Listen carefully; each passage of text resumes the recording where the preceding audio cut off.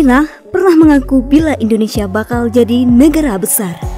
Karena Cina melihat Indonesia punya modal menjadi negara besar. Semua modal dipunyai Indonesia mulai dari SDA dan SDM yang mirip dengan Cina. Sehingga bila mampu memanfaatkannya, NKRI bisa jadi negara besar. Prediksi Indonesia jadi negara besar diungkap oleh seseorang pengamat militer Cina, Lu Yongkun. Lu yakin Indonesia sangat berambisi menjadi negara besar. Tujuan strategis nasional Indonesia adalah untuk menjadi negara besar dan ambisi ini selalu ada. Begitulah ujar dari Lu. Modal yang dimaksud ialah letak geografis hingga perkembangan ekonomi Indonesia terus menanjak.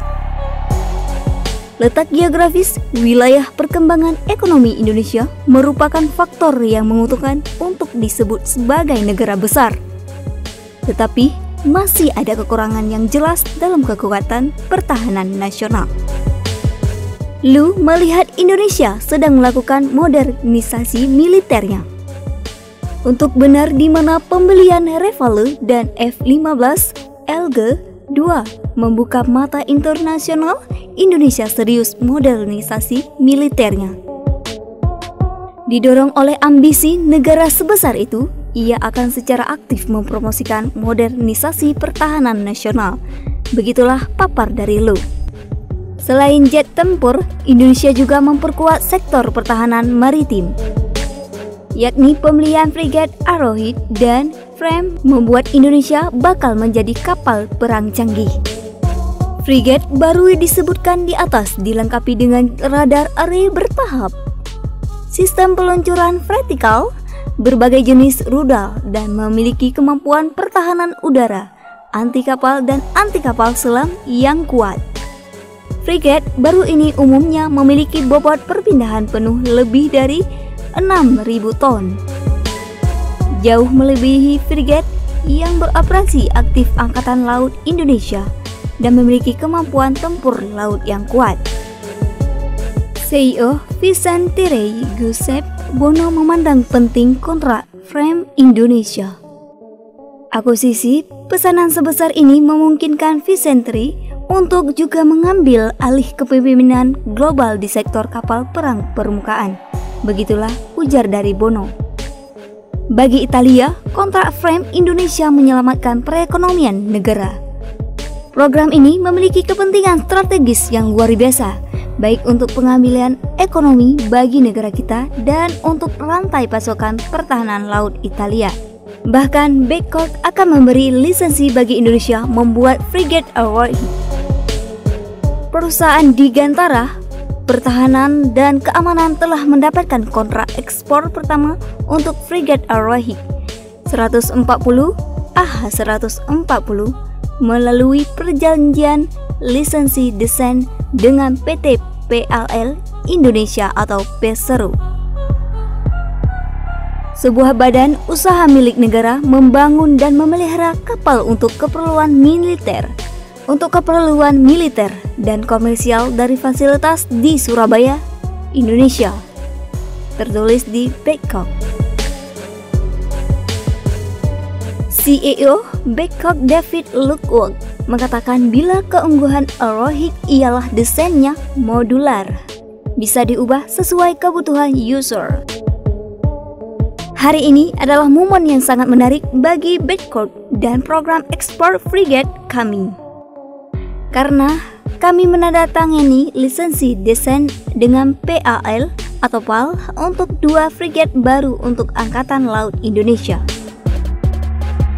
Lisensi desain dengan PAL untuk 2 frigat baru untuk Angkatan Laut Indonesia. Keunggulan produk ekspor kami adalah desainnya yang mudah dipindahkan, yang dapat disesuaikan dengan kebutuhan pelanggan sebagai bagian dari portofolio frigat Arrowhead kami yang kuat. Terlebih lagi, lisensi desain dan program pembangunan selanjutnya akan menjadi katalis dan signifikan bagi kemakmuran di Indonesia, jelas David pada September 2021 lalu. Langkah perkuatan maritim Indonesia tak henti di situ. Indonesia berminat mendatangkan frigate Mogami kelas dari Jepang. Mogami sendiri baru saja dipakai oleh JMSDF, sehingga Indonesia benar-benar mengincar semua kapal perang Grace. Situs Asia Pacific Defense Journal melaporkan pada 30 Maret 2021 lalu, Menhan Prabowo menekan perjanjian transfer teknologi serta penjualan alutsista dari Jepang ke Indonesia. Rencananya, Indonesia akan membeli 8 unit frigate Mogami. Skemanya, 4 dibangun di Jepang, sisanya di Indonesia. Namun itu baru rencana kasar, di mana hingga saat ini belum ada kelanjutan dari proses pembelian tersebut. Menurutnya, Indonesia harus cermat membeli alutsista dari negara lain agar tidak ada pihak yang bisa menekannya. Alutsista Indonesia seharusnya tidak hanya mempertimbangkan kebutuhan operasional yang sebenarnya, tetapi juga mempertimbangkan hubungan antar negara. Menurut saya, Rafale Prancis mungkin lebih diunggulkan oleh Indonesia. Tetapi, jika semua jet tempur Rafale Prancis dibeli, Amerika Serikat akan menekan Indonesia. Jelas dari Chow, 2 Maret 2022 lalu. Posisi geografis yang menguntungkan hingga situasi politik serta keamanan Indonesia stabil jadi modal berharga. Indonesia dikenal sebagai negara kepulauan seribu dan letaknya yang strategis sangat penting.